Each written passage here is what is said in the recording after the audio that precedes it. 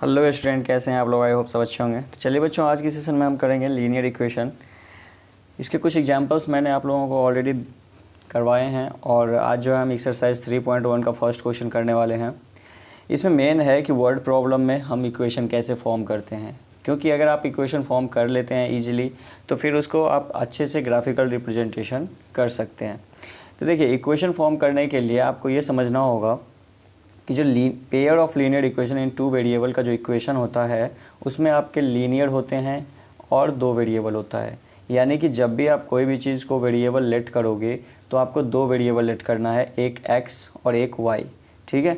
और उन दोनों का वेरिएबल का जो हाईएस्ट पावर होना चाहिए वो 1 होना चाहिए।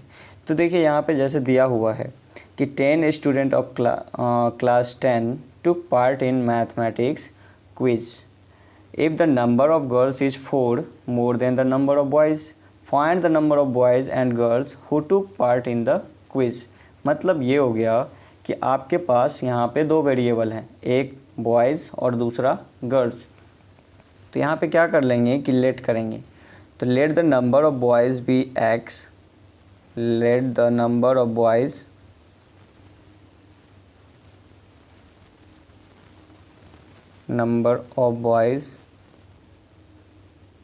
be x and number of girls be y, number of girls be y। Okay, तो यहाँ पे आपको क्या दिया हुआ है कि नंबर ऑफ़ बॉयज़ x हो गया, नंबर ऑफ़ गर्ल्स y हो गया। अब इन दोनों टोटल जो स्टूडेंट हैं वो है 10। That means number of boys plus number of girls equal to 10, x plus y equal to 10। ये आपका फर्स्ट इक्वेशन हो गया। सेम इसी तरीके से सेकेंड इक्वेशन जो है वो क्या दिया हुआ है, if the number of girls is 4 more than the number of boys. तो नंबर ऑफ़ गर्ल्स जो है वो बॉयज़ से 4 ज़्यादा है। तो हम क्या कर सकते हैं यहाँ पे कि लिख सकते हैं कि number of girls that is y जो है वो x से 4 ज़्यादा है। अब हम इसको अरेंज करेंगे तो y को हम इस साइड ले जाते हैं, that means x minus y. अब 4 को दूसरे साइड भेज देते हैं, ट्रांसपोज कर देते हैं तो -4 हो जाएगा। ये आपका सेकेंड इक्वेशन हो गया। इन दोनों इक्वेशन को आपको ग्राफिकल मेथड से सॉल्व करना है। तो देखिए बच्चों, ग्राफिकल मेथड में क्या होता है कि एटलीस्ट आपको 2 सॉल्यूशन निकालने होते हैं, एटलीस्ट कम से कम। ज़्यादा से ज़्यादा आप 3 भी निकाल सकते, 4 भी निकाल सकते, लेकिन at least 2 solution for each equation निकालना होता है। तो सबसे पहले हम x plus y equal to 10 का 2 सॉल्यूशन निकाल लेते हैं। सॉल्यूशन निकालना काफ़ी इजी है। इसमें क्या होता है कि अगर हम x की वैल्यू पुट करेंगे, कुछ भी पुट कर सकते हैं, बट कोशिश करना है कि आपको ना इंटीजर्स वैल्यू मिले, ऐसा कुछ पुट करना है। जैसे मान लीजिए हमने y को ले लिया 4, तो अगर हमने y को ले लिया 4 तो हमें x कितना मिलेगा। तो ऑब्वियस सी बात है कि y को 4 लेंगे, यहाँ पे क्या करेंगे y को x plus 4 equal to 10, that is x equal to हो जाएगा यहाँ पे माइनस हो गया 6। तो x हमें क्या मिल गया 6, ठीक है। सेम इसी तरीके से एक बार y की वैल्यू ले लेते हैं, 2 ले लेते हैं। तो y की वैल्यू अगर हम 2 ले लिए तो फिर x हमें 8 मिल जाएगा। तो इस तरीके से हमें ये एक सॉल्यूशन कहलाता है। 6 और 4 एक सॉल्यूशन कहलाएगा, 8 2 एक सॉल्यूशन कहलाएगा। सेम इसी तरीके से इस इक्वेशन में जो है हमारा x minus y equal to -4 में, तो यहाँ पे भी हम क्या करेंगे, कम से कम 2 सॉल्यूशन निकाल लेंगे। और ये जो सॉल्यूशन आया इससे हमें एक लाइन बनाना है और इस सॉल्यूशन से दूसरा लाइन बनाना है, ठीक है।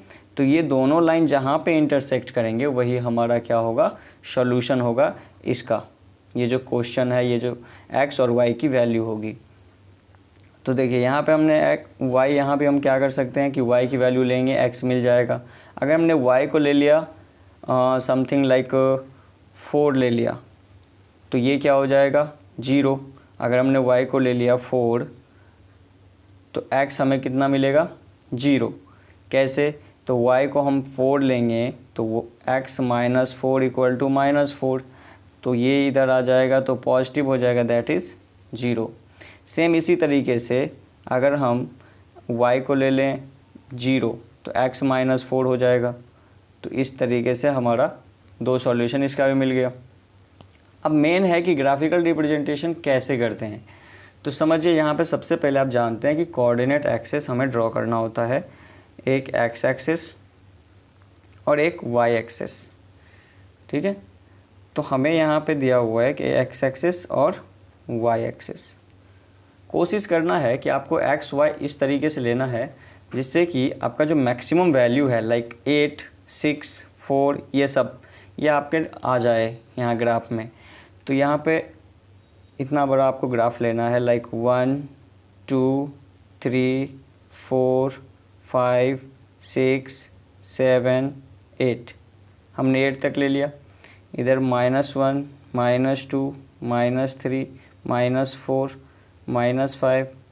आपको ये चीज़ें ग्राफिकल पेपर पे करना है ताकि आपको इजी हो जाए, इतना सारा लिखना ना पड़े। सीधे आप लाइन ड्रॉ करो और वहाँ पे 1 यूनिट का जो है सो बॉक्सेस बने होते हैं, तो फिर नेमिंग करना है सिर्फ, ठीक है। मेज़र करने की ज़रूरत नहीं पड़ेगा।